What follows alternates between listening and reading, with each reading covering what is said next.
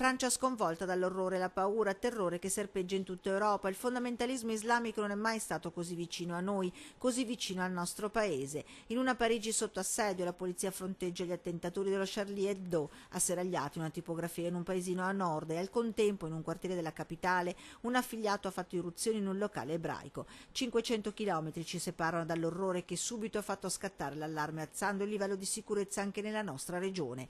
In mano alla Digos la lista con una trentina di nominativi di musulmani osservati speciali che vivono in Veneto e che i carabinieri tengono sotto stretto controllo a causa delle loro idee fondamentaliste. Una situazione che preoccupa in primis lo stesso presidente della regione Veneto, Luca Zaia. Dico che questo è un segnale di preoccupazione.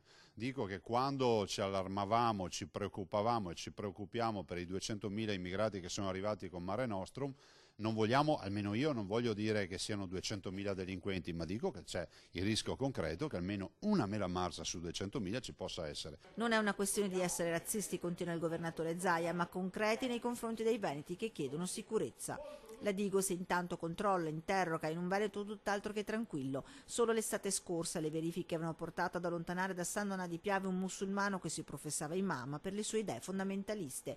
Si susseguono le iniziative in Veneto di solidarietà con le vittime francesi, mentre si alza il livello di guardia e la protezione agli obiettivi sensibili, tra questi l'aeroporto Marco Polo di Venezia, terzo scalo in Italia con voli da e per il mondo arabo. Difesa che contro il terrorismo necessita di strumenti e agenti particolarmente addestrati che però dal 2011, denuncia il sindacato di polizia UGL, non sono venuti meno. Non è stata più utilizzata la squadra laser.